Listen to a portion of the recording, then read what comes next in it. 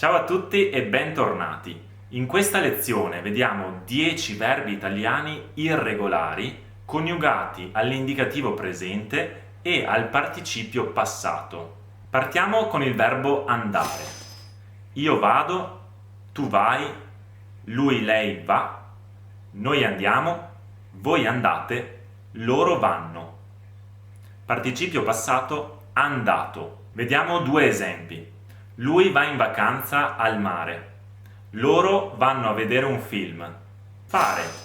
Io faccio, tu fai, lui, lei fa, noi facciamo, voi fate, loro fanno.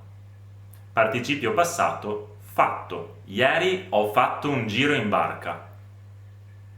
Oggi la mamma fa la pasta. Dare. Io do, tu dai, lui, lei dà, noi diamo, voi date, loro danno. Participio passato dato. Riccardo ha dato un pugno a Francesco. I volontari danno sempre una mano. Tenere. Io tengo, tu tieni, lui, lei tiene, noi teniamo, voi tenete, loro tengono. Participio passato tenuto. Io ci tengo molto ai miei progetti. Loro ti hanno tenuto in pugno. Rimanere. Io rimango, tu rimani, lui, lei rimane, noi rimaniamo, voi rimanete, loro rimangono. Participio passato rimasto. Sono rimasto ad aspettarti per ore. Lucia rimane a casa tutta la sera. Bere. Io bevo, tu bevi, lui, lei beve, noi beviamo, voi bevete, loro bevono. Participio passato bevuto. Tu hai bevuto troppa poca acqua. Voi bevete troppa Coca-Cola. Uscire. Io esco, tu esci, noi usciamo, voi uscite, loro escono. Participio passato uscito. Il mio gatto esce sempre di casa dalla finestra. Ieri sera siamo usciti alle 9. Venire.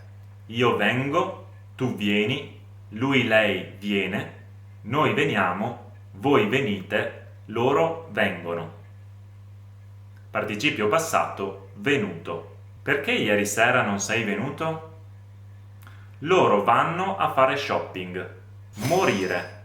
Io muoio, tu muori, lui, lei muore, noi moriamo, voi morite, loro muoiono.